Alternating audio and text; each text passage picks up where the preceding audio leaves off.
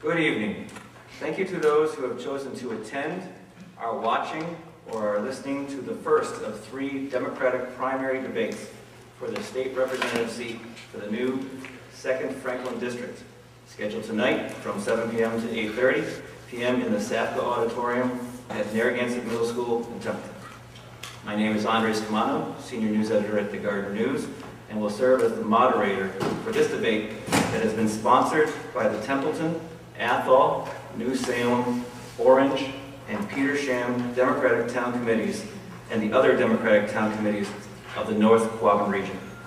Our thanks to the Narragansett Middle School for the use of this auditorium and the Petersham Historical Society for the use of their video equipment.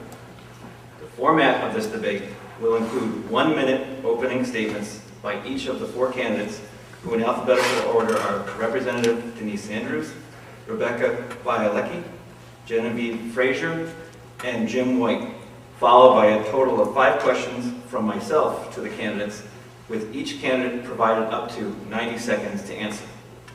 After that segment, nearly a half hour will be provided for as many as 4 audience-provided questions to be answered by the candidates. Again, with each candidate being allowed 90 seconds to respond.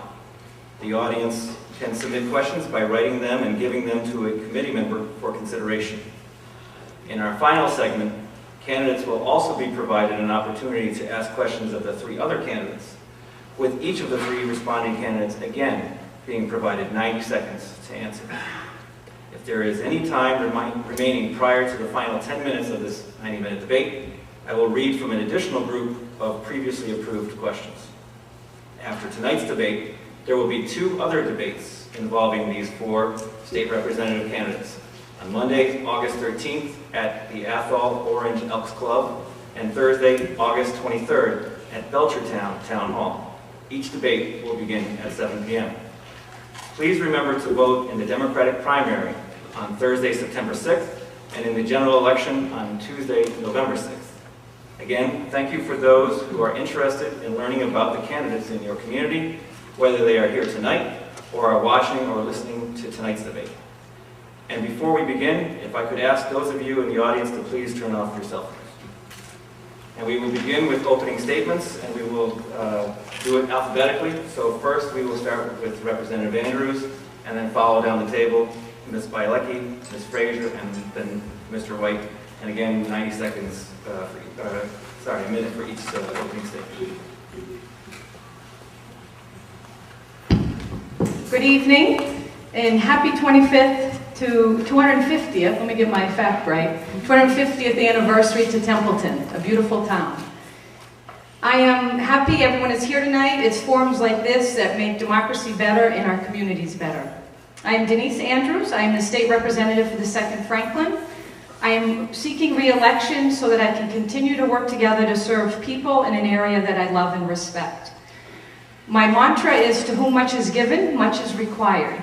I promised in 2010 to do my very best and to work with others and focus on economic development and jobs, education, renewable resources, and creating vibrant communities. I fulfilled my promise, and I'm seeking your support so I can continue to work with you on behalf of all the new 12 towns of the new district. Thank you. I am Rebecca Bialecki, and thank you very much to the committees who made this evening possible. I believe that the new 2nd Franklin District brings tremendous opportunity to develop a real plan for the economic growth that we need to create living wage jobs and increased opportunities for our young people. I am running for state rep as I have the experience and dedication needed to take our community forward.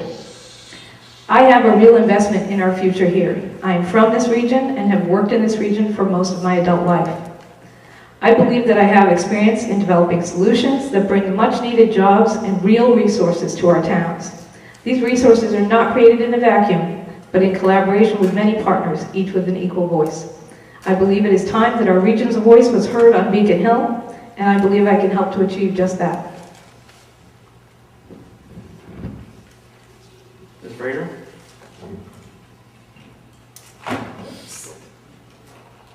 We got a short leash. So it's going to keep me on a short leash.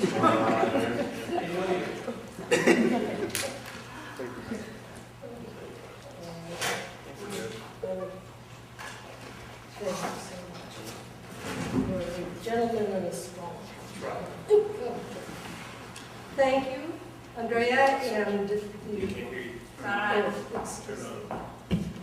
want to thank the committee for organizing this and the town of Templeton for hosting us. My name is Genevieve Fraser.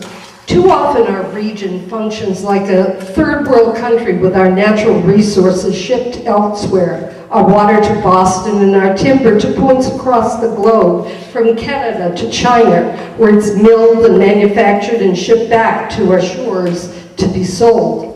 I'm running for state representative to reverse the trend of exploitation and economic downturn, to work with business, industry, and municipal leaders, to work with colleges and universities and the Commonwealth's Technology Collaborative, to work to rebuild the region's local economic base and bring jobs to help our families thrive.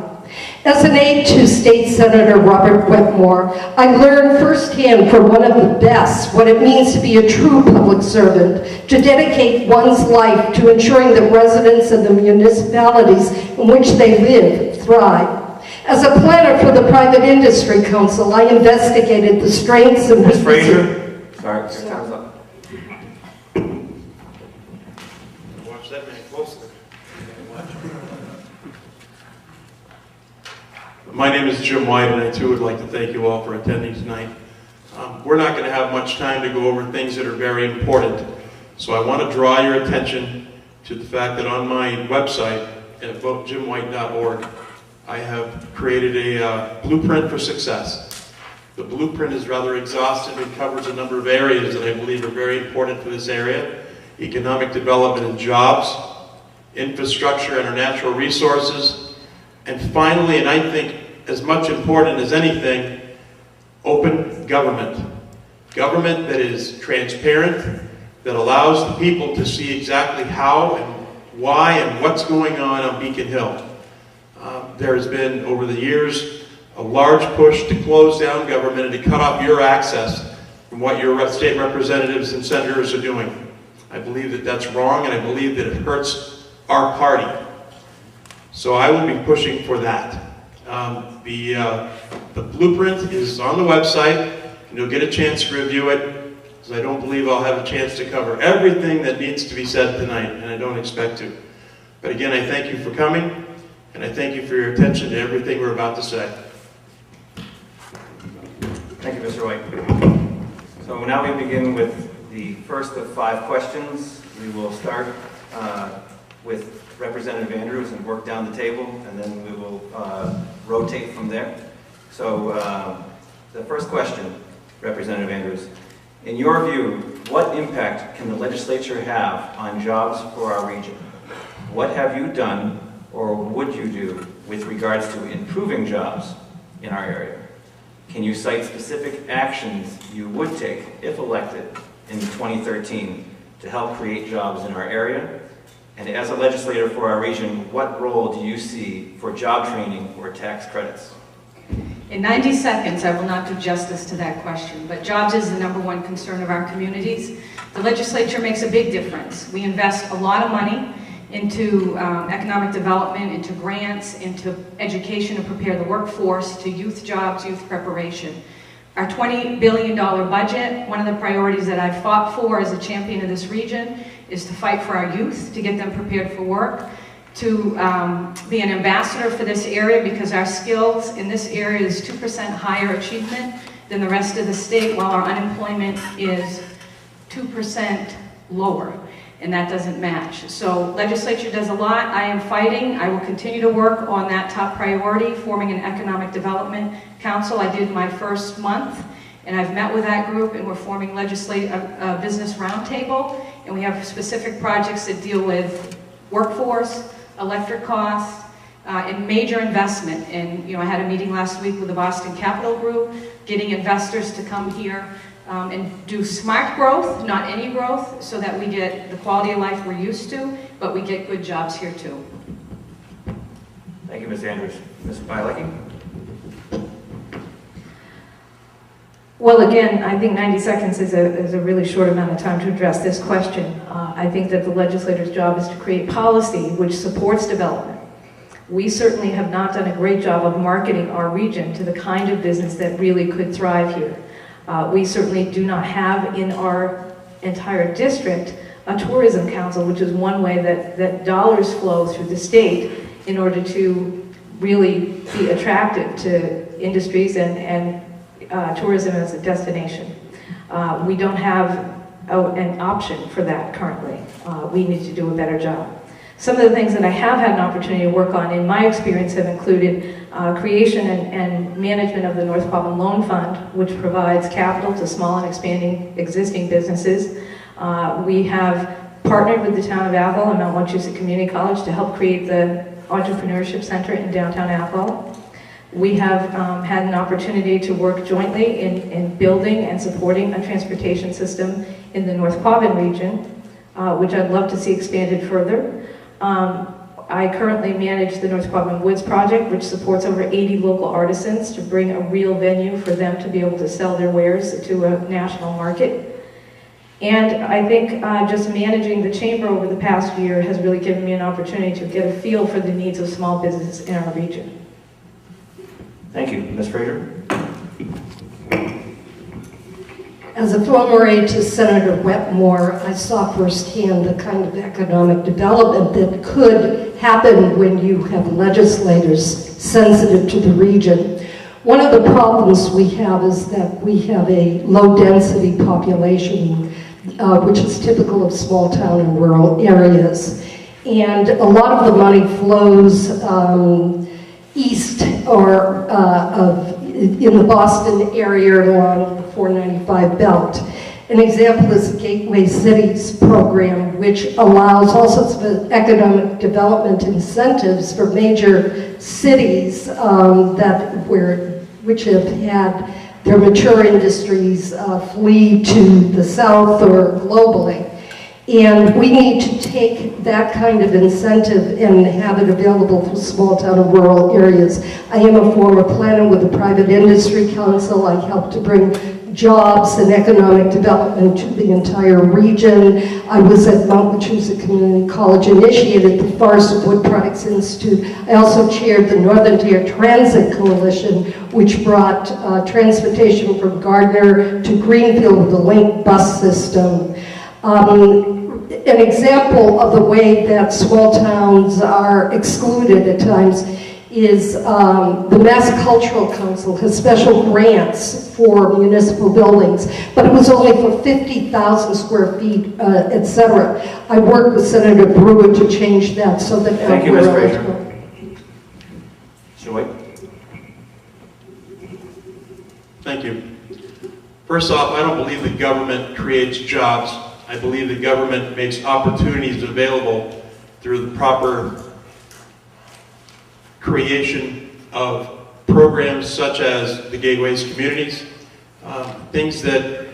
policies that allow jobs to grow and companies to move in and be able to function and provide those kind of jobs. And I don't mean $10 an hour jobs. What we found in the state of Massachusetts, it takes $13 an hour minimum to make a living wage. But yet we hear about jobs that are created all the time, and they're just not even that high. What we need are jobs that are real. And with the Gateways Community Act, the problem is that it only supports towns that are over 30,000 people. So I propose creating rural enterprise zones that will allow for the smaller communities to band together and also have the same opportunities. The fact of the matter is, when there's $26 billion in tax breaks given to companies along 495 and 128, we can't possibly compete with them. We can have all kinds of things going on here. We can work crazy to try to bring kids and do things, but unless you're going to give the opportunities to companies and the incentives for them to come here, it's worth zero, because we just can't compete. And that would be a priority of myself. I personally am running because I believe that what has been done isn't enough, and I think it needs to be worked harder. Thank you. Our next question, we will begin with Ms. Bialecki. With the change of the legislative district to include 12 communities, including Templeton and Phillipston, what have you done to learn about each of the community's individual needs that you would seek to satisfy if elected to the state legislature? And how could you best contribute to meeting the needs of the approximately 40,000 residents that are within the newly formed districts? The reorganization of this district played a large role in my decision to run for this office. In the past, the 6 towns that previously made up the 2nd Franklin were dominated by the needs of Greenfield, which is a much larger community. In my estimation, the way the towns are configured now, with these 12 towns, although it's a larger number of towns, it's still the same number of people, and it certainly is a much more cohesive group of towns with a lot more in common. We face a lot of the same challenges, we face many of the same struggles, but we also have a lot of the same assets that we really could take advantage of in a much more proactive way than we have with any larger town sort of outweighing the needs of the smaller towns united. I'm really excited for the opportunity. For me, getting to know several of the towns was not a challenge because for the last 12 years I have worked regionally at the North Quadrant level. Templeton was a newer town, but certainly is a neighbor that I know pretty well and have had the opportunity to work with the school district here in the past. So a lot of time has been spent in Templeton to get to know other residents, other needs, other concerns, and have learned a lot about the struggles and challenges of Templeton, which are not very different from the other towns that I've worked within over the last 12 years.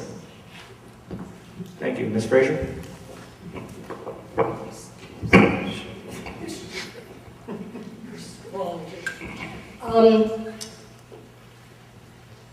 As a former aide to Senator Wetmore, I've actually served constituents throughout all 12 towns. That was one of the reasons why I chose to run. At one point, I even held the key to the Belchertown Town Hall. Along with 40,000 residents, there's a wide diversity from, we have some relatively wealthy towns and some towns that are really challenged in terms of their poverty level, in terms of jobs disappearing, etc. There are also over 200,000 forested acres within the new 2nd Franklin district. And at one point, we built our wealth on both the forest and wood products industry as well as the agricultural industry. I would like to see a return to both as kind of a centerpiece, but then you also need to look strongly at the economic development centers such as the Randall Park, Industrial Park in Franklin, which happens to be shovel-ready. And I already have begun working on a potential plan to anchor that and to bring industry. You work with agencies such as the Massachusetts Technology Collaborative. I've also started working with UMass Lowell. They have all sorts of new types of jobs being developed and products based on low to no toxins. Thank you, Ms. Fraser. Mr. White? Thank you. Back starting many years ago, I drove a Schwann's truck around these towns, and I find it amazing. You might seem a little bit ridiculous that you feel you know people because you drive an ice cream truck. But the reality is that I went into people's houses every day, hundreds and hundreds, in just about every town in this district. And those people have remained close friends with mine for over 15, almost 20 years. The reality is I know these towns. I don't need to get to know them. I know them really well. I know that we've got farming communities, we've got manufacturing communities that have died, we have bedroom communities, and they're separated and they've all have different needs. And whoever's the state representative needs to be aware of those needs and understand exactly what those communities want and desire for their growth. Most of the towns need each other because we do need jobs. And if we can get jobs in places like Athol, Templeton, Orange, Irving, if we can help the community, help the companies that are already there, your Starrett's, your paper mills. My wife works at the Irving paper mill. There's a beautiful paper mill out here. The farmers.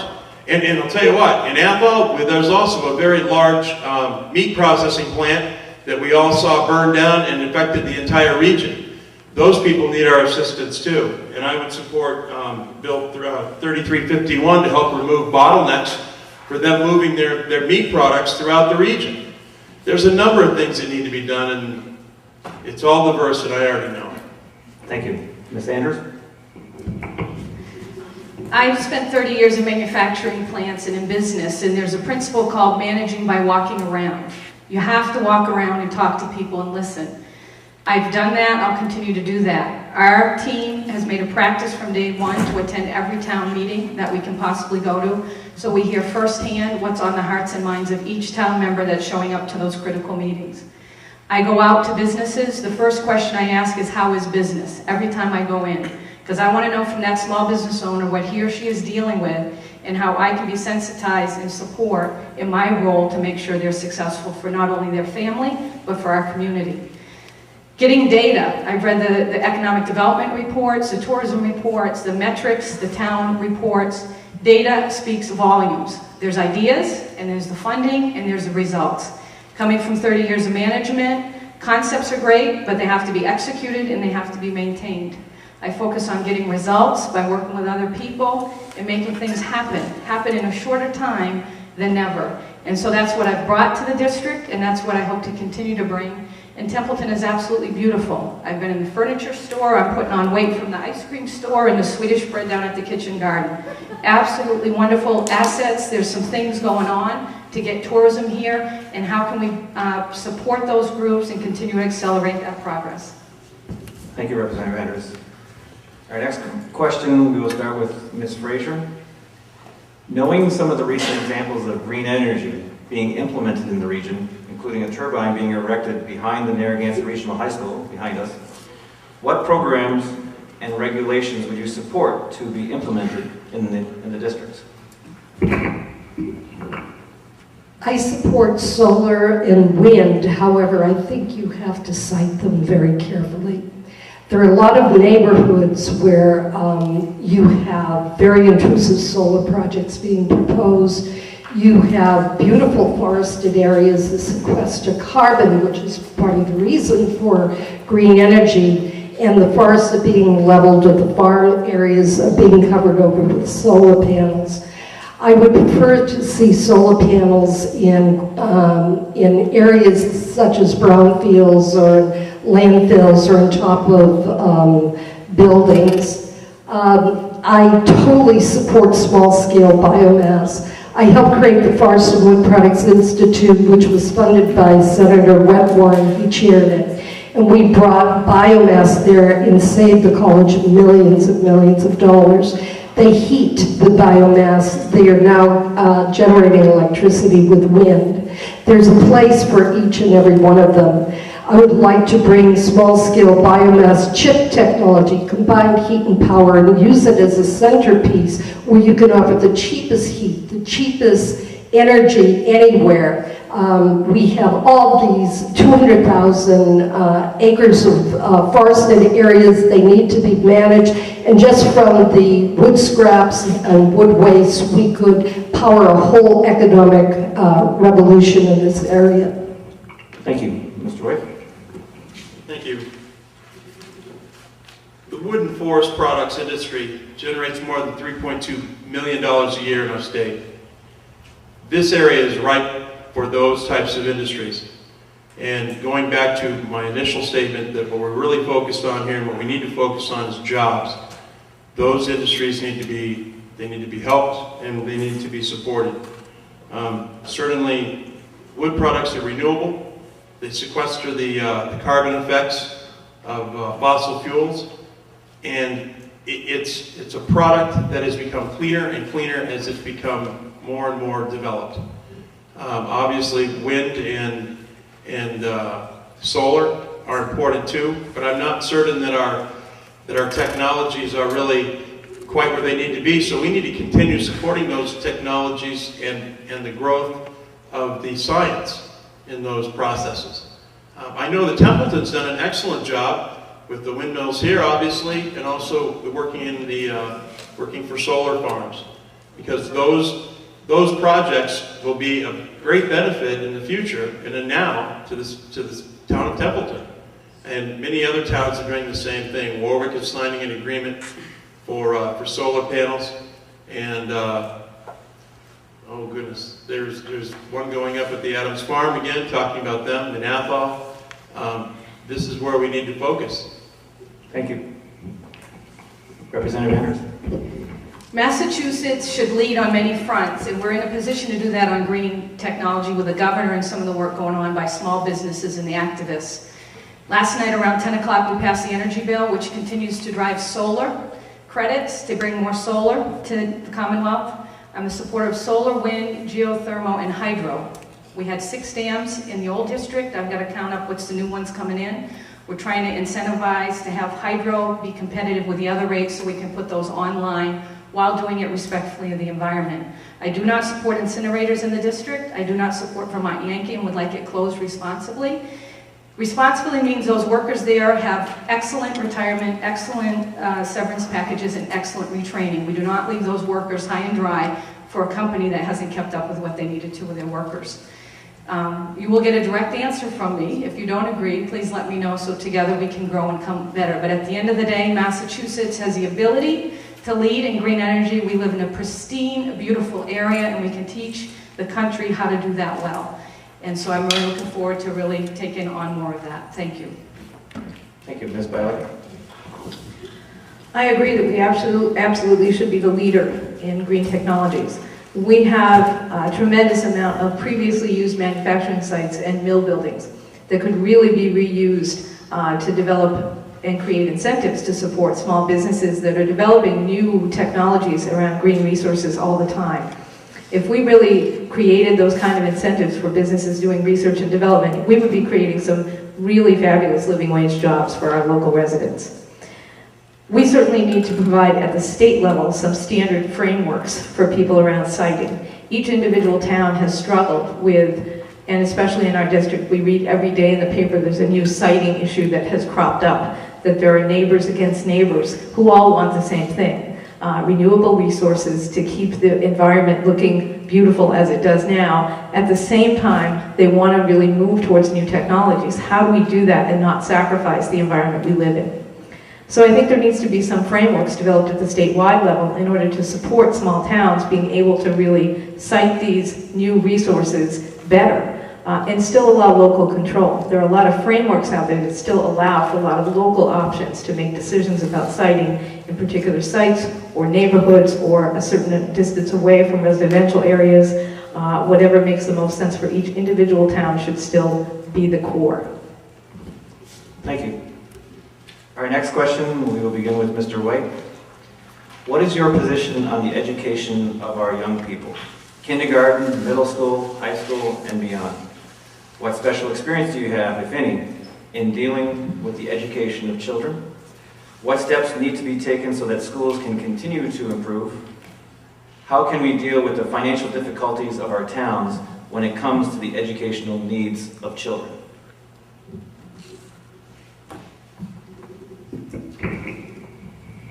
Another question that's too in-depth in a short period of time.